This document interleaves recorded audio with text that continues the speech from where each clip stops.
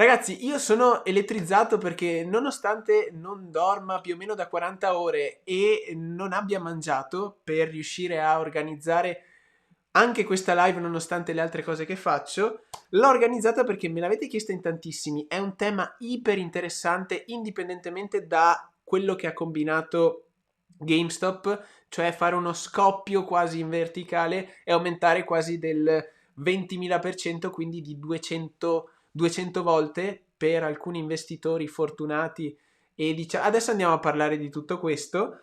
Ma oltre a questo vorrei anche concentrarmi su quello che è il caso di Robinhood e su due fenomeni sociali che secondo me vanno e devono essere osservati qui sotto all'iPad dove ho preso appunti, e direi che possiamo partire. Io partirei principalmente da che cos'è GameStop. GameStop è una normalissima, no, tra virgolette, azienda quotata e come tutti sapete si occupano principalmente, cioè tutti la conosciamo come quell'azienda che trovi all'interno, cioè quei negozi che trovi all'interno dei centri commerciali che comprano e vendono giochi usati. Dopo in realtà adesso si stanno anche differenziando ovviamente perché con l'online e con tutto quel che è successo anche con il coronavirus il loro business diciamo ne ha risentito, ma hanno fatto anche cose nel 2020 per cercare di fare uno switch. Ma a noi cosa ci interessa tutto questo? In realtà non ci interessa neanche tantissimo perché quello che è successo non dipende dal fondamentale dell'azienda ed è questa la cosa interessante. È successo quello che si chiama short squeeze e per partire a capire cos'è questa cosa dobbiamo capire cosa vuol dire fare shorting di un'azione. In questo caso tantissimi azionisti, venture capitalist, fondi stavano scommettendo sul declino di questa azienda proprio perché in una situazione di mercato del genere un'azienda che vende retail di persona o comunque che aveva il principio, la parte principale del suo business a fare questo tipo di attività e questo tipo di commercio, quello che era successo è che tanti investitori venture capitalist hanno scommesso o hanno investito al ribasso, hanno fatto shorting perché pensavano che questa azienda sarebbe andata in declino. Come si fa shorting? Per spiegarlo in modo facile prendo delle... no, non prendo una batteria, prendo una batteria. Per fare shorting, quello che succede è che io, che voglio fare shorting, quindi voglio investire a ribasso di un'azienda, quindi guadagno nel caso il prezzo dell'azione di quell'azienda diminuisca, prendo in prestito, chiedo a Gigi, che è mio amico, e lui invece non ha intenzione di scommettere a ribasso, ma possiede delle aziende di GameStop. In questo caso possiede una batteria. Gli chiedo, ascolta Gigi, mi presti questa batteria? Io in cambio ti do degli interessi, ma questo è un altro discorso per andare ancora più nel complicato. Teniamola semplice. Ascolta Gigi, mi presti questa batteria? Io prendo questa batteria, Gigi mi presta la batteria e ovviamente vuole la batteria indietro. Però cosa faccio? Dato che penso che questa batteria valga meno, possa valere meno in un futuro, vendo la mia batteria, prendo 10 euro, facciamo una cifra tonda, prendo 10 euro e aspetto e scommetto, investo che la batteria in un futuro periodo, nel futuro, valga 8, 7, 6. A quel punto ricompro la batteria con i 10 euro che ho appena guadagnato vendendola, ricompro la batteria a 6 euro, la restituisco a Gigi, quindi Gigi è contento e in tutta questa operazione ho guadagnato 4 euro. Questo è lo stesso principio dello shorting, ma a cosa ci interessa? Ci interessa perché quello che è successo è che tantissimi venture capitalist, come sto ripetendo tantissimo ragazzi, è una live, quindi non posso tagliare, capiamoci, e tantissimi venture capitalist avevano investito e scommesso sul ribasso di GameStop. Ma cos'è successo? È successo che hanno scommesso talmente in tanti, la cosa diciamo particolare di questo, che in realtà succede non solo con GameStop e questa cosa non è lo short squeeze già succede, già è successo in passato. È particolare poi tutte le conseguenze che ha provocato, ma di quello ne andiamo a parlare man mano che andiamo avanti con la live. Comunque, quello che è successo è che tantissime persone stavano facendo shorting di questa azienda, quindi fino a un momento tale addirittura si può fare shorting con opzioni, si può fare shorting su shorting, quindi questa batteria la posso prendere in prestito e la posso ridare in prestito a qualcun altro, quindi si può addirittura arrivare, non vado ad approfondire perché qui si entra nei tecnicismi e non sono nemmeno pratico neanche io così tanto. Quello che era successo era che comunque il controvalore di quello che si stava facendo shorting, di quello il flottante, c'era più controvalore in shorting, 71 milioni di azioni in shorting, piuttosto che il reale, diciamo, quantitativo di azioni presenti nel mercato, che erano 69 milioni. Cosa è successo a questo punto? È successo che ed è questo il primo caso interessante, che in una community, in un subreddit, su Reddit c'è questa community che si chiama The Wall Street Bets, quindi le scommesse su Wall Street, e praticamente una persona ha puntato questa cosa e quindi ha detto: ragazzi, c'è questa cosa, cioè ci sono più azioni in short piuttosto che controvalore esistente in azioni reali. Si potrebbe alimentare uno short squeeze. Cos'è uno short squeeze? Praticamente il principio è: se tante persone hanno diciamo preso in prestito e poi venduto e quindi stanno shortando, quello che poi devono fare per ridare indietro l'azione è ricomprarla. Quindi io per ridare indietro un'azione di GameStop prima ovviamente la devo ricomprare. Quindi cosa succede? Succede che nel momento in cui in tante persone con tanti fondi ci mettiamo d'accordo di portare in alto il livello dell'azione, quindi iniziare ad acquistare tutti insieme GameStop, come è successo, succede che si vanno a triggerare si va a triggerare la liquidazione di questi short. Perché cosa succede? Quando io acquisto un'azione, al massimo quello che succede è che l'azione va a zero e io ho perso tutto quello che avevo investito. Mentre quando si fa shorting, quindi si scommette a ribasso, l'azione paradossalmente può andare anche all'infinito. Quindi io non posso perdere l'infinito. A un certo punto il broker, lui stesso per non perdere infiniti soldi, ti liquida la posizione. Quindi tu hai perso tutti i tuoi soldi, il broker ricompra per te l'azione e la restituisce alla persona o ente da cui l'hai presa in prestito.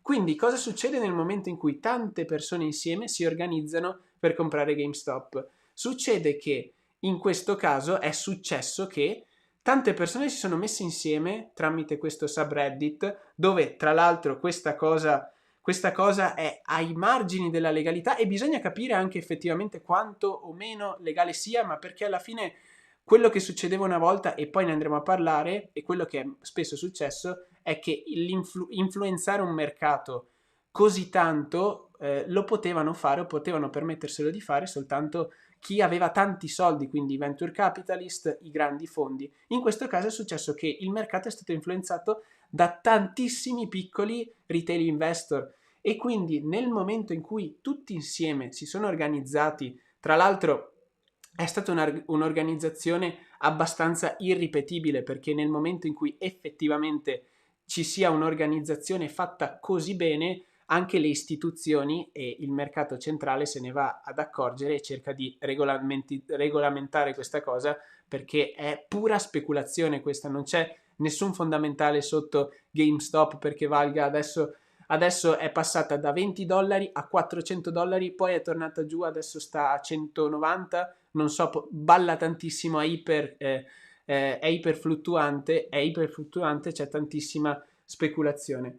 Comunque, quello che è successo è che ci sono messi d'accordo in questa, diciamo, community dove un tema è lo YOLO, You Only Live Once, quindi diciamo non nemmeno così esperti, per carità. Dentro una community di questo tipo sicuramente c'erano delle persone esperte, ma tantissime persone erano lì per fare scommesse, non tanto investimenti.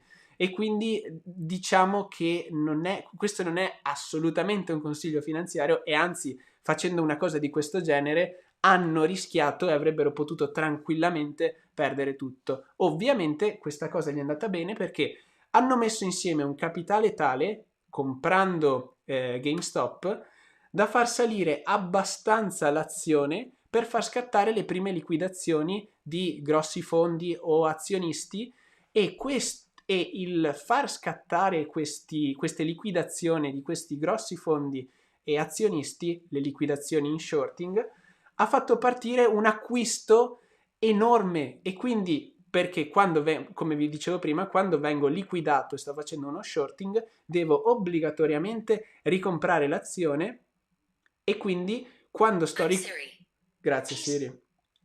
E quindi quando sto ricomprando l'azione, ovviamente genero ancora più domanda, e sapete che il prezzo dipende da domanda e offerta. Quindi nel momento in cui devo andare a liquidare la mia posizione, sto generando domanda, e quindi spedisco l'azione alle stelle, e questo si chiama short squeeze. Praticamente si va a far esplodere il valore di questa azione, semplicemente perché tutte le persone che stanno facendo shorting devono liquidare la loro posizione, o in alternativa quello che possono fare al posto di liquidare è aggiungere capitale e continuare ad aggiungerlo fin quando non ne hanno più effettivamente, o fin quando la salita non smette.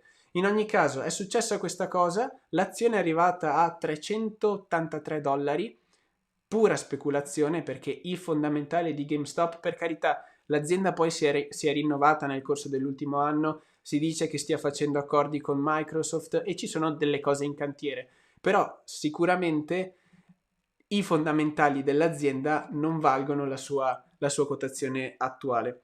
Però la cosa ancora più interessante è quel che è venuto dopo, perché l'azione da $400 è tornata a $200. Perché? Beh, sicuramente c'è un qualche ritracciamento, perché non si può esplodere così tanto senza poi tornare giù. Però c'è un'altra cosa che ha influito in tutto questo, e qui è molto più notizia, e diciamo anch'io in questa live mi sto mettendo in gioco per capire poi alla fine meglio cosa sia successo, ma di fatto è successo che su Robinhood, che è un broker americano, l'azione di Robinhood non potesse essere più acquistata. Quindi si era limitato completamente l'acquisto su questo broker, dove tantissimi retail investor, tantissime persone comuni che stavano alimentando insieme proprio questo short squeeze, non hanno potuto acquistare più l'azione di Robinhood, ma soltanto venderla. In questo modo tu puoi solo alimentare l'offerta, e quindi se tu aumenti l'offerta, e quindi tante persone che si sono trovate una risalita enorme hanno iniziato a vendere. Ma questo è un problema grandissimo, perché stai influenzando in maniera tangibile il mercato. Ma perché Robinhood ha fatto questa cosa? E qui arriva una delle ultime notizie che deve essere verificata. Praticamente si dice che Citadel, che è un'azienda che si occupa di instradare gli ordini di Robinhood. E qual è il conflitto di interesse? Il conflitto di interesse è che si dice che Citadel abbia anche tanti soldi investiti all'interno di Malvin Capital. Malvin Capital è un venture capital, un fondo con tantissimi soldi investiti, una grossa posizione nello short di GameStop. Quindi quello che le persone hanno accusato prima a Robinhood e poi alla fine a Citadel è che hanno influenzato il mercato, non facendo più acquistare l'azione di GameStop, per fare in modo che Malvin Capital,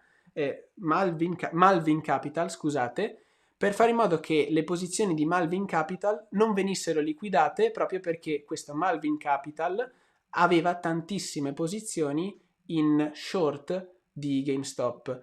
E si dice, da quel che ho capito, e questa è ancora una notizia, ci sono cause dietro questa cosa, tantissime cause, delle persone che si sono lamentate con Robinhood e Citadel, che ovviamente stanno facendo causa perché si dice che Citadel, ragazzi, mi sto complicando la vita tantissimo, si dice che Citadel e Robinhood insieme a Malvin Capital abbiano influenzato il mercato e diciamo quello che si pensa è che il costo di affrontare e pagare le multe di questa causa sia comunque inferiore rispetto alle perdite che avrebbero potuto avere nel caso fosse stato ancora permesso l'acquisto di GameStop all'interno di Robinhood. Tutto questo per dirvi, adesso vi lascio un attimo di fiato, ditemi se avete domande e spero di essere stato abbastanza chiaro. Comunque non Malvin ma Melvin, errore enorme, scusatemi, è Melvin Capital.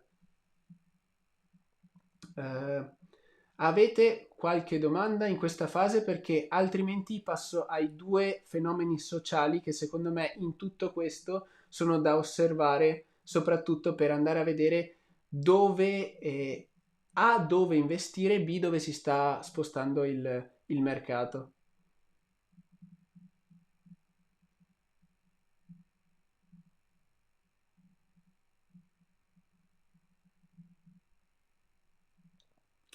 Vabbè, allora non vedo domande, quindi io procedo con i due fenomeni che secondo me sono da osservare. Il primo è ovviamente quello che è successo su Reddit, cioè il fatto che tante persone, piccoli medi investitori come me e come te, magari dietro questo video, dietro la fotocamera che io vedo qui davanti, siano riusciti ad organizzarsi e a combattere, tra virgolette, per la prima volta con grandi fondi, grandi venture capitalist che da sempre influenzano e riescono ad influenzare il mercato. È stata una delle prime volte in cui retail investor, noi, piccoli pesci, sono riusciti a, tra virgolette, combattere e far vedere comunque il peso dei loro soldi a venture capitalist che stavano investendo nello shorting di GameStop. Quindi questo è il primo caso che è molto molto curioso. Infatti adesso ci sono all'interno dello stesso gruppo che secondo me è completamente contro ogni questione di investimento, cioè è molto molto un gioco, infatti si chiama Wall Street Bets e potete capire le scommesse di Wall Street non funziona così se volete investire a lungo termine e soprattutto non funziona così se volete investire e vi sconsiglio assolutamente di toccare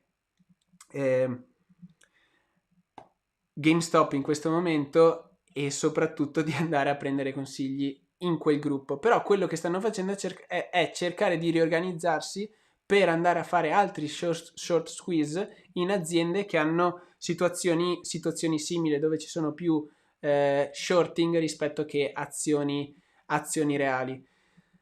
Quindi questa è la prima cosa da osservare che succede per la prima volta probabilmente che i retail investor vadano a coprire gli investitori istituzionali e riescano ad influenzare il mercato che solitamente è influenzato da investitori istituzionali.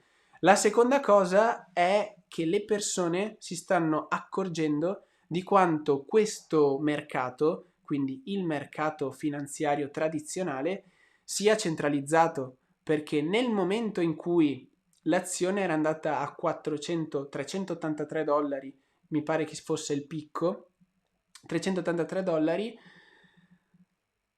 per interessi traversi si deve ancora verificare questa cosa, quindi io sto solo riportando le informazioni che ho assorbito in questo momento, che possono essere, che secondo me sono sensate riportarvi, si dice che Citadel insieme a, adesso io mi sbaglio sempre questi cavolo di due nomi,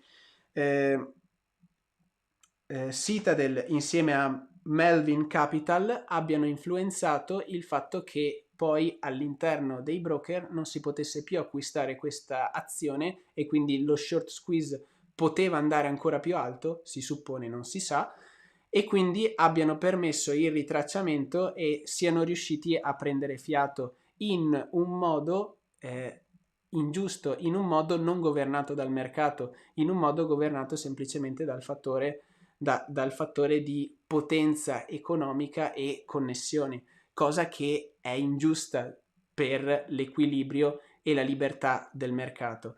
E quindi, e quindi si dà, diciamo, la colpa a questo mercato attuale di essere centralizzato, quando in realtà poi non è così, è comunque governato in un modo che sia libero, ma in un modo in cui le persone non si vadano a far male.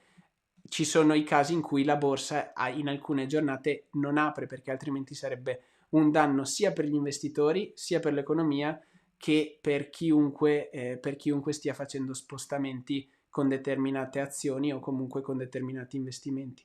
Comunque quello che è successo qui non è tanto il fatto di bloccare i mercati, che è un qualcosa che si decide da un ente centrale che è comunque la SEC per i mercati americani o comunque altri organi nazionali, ma è un qualcosa che è determinato da interessi di società, e quindi società di questo genere possono decidere che tu, investitore retail, non compri più GameStop, che non è un bene per la libertà dei mercati. Avrebbe avuto senso, molto più senso ovviamente, che non fosse più stato permesso di acquistare e vendere. In quel caso diciamo, questo problema non sarebbe saltato all'occhio. Quindi cosa dicono le persone? Le persone dicono, ecco, questo mercato è un mercato comunque influenzato e, tra virgolette, centralizzato, anche se secondo me non è così. Cioè è così per un determinato punto di vista, e quindi l'alternativa qual è? L'alternativa è tutto il mondo del mercato decentralizzato, e quindi in questo momento, in un momento dove sono in voga le criptovalute, è il mercato della blockchain, è il mercato degli exchange decentralizzati. Quello che viene proposto è che si passi da un mondo centralizzato ad un mondo decentralizzato di blockchain e criptovalute. Infatti non si sa se collegato, però molto interessante che oggi il Bitcoin abbia fatto un bel candelotto in positivo. Tra l'altro domenica o lunedì dovrei riuscire a pubblicare il video dei miei investimenti e vi devo dare un super aggiornamento, perché da pochissimo, in realtà non da pochissimo, da un bel po' mi sto informando per fare trading. Tra l'altro su una community dove sono entrato, si chiamano i The Madmen, e vi ho lasciato anche il link qui sotto in descrizione, il primo link, se volete andare a vedere per educarvi per quel che riguarda il mondo delle criptovalute, della blockchain e del fare trading e generare profitto facendo trading sulle criptovalute in un mercato che alla fine, se si usano exchange decentralizzati, è completamente governato da domanda e offerta senza nessun tipo di influenza.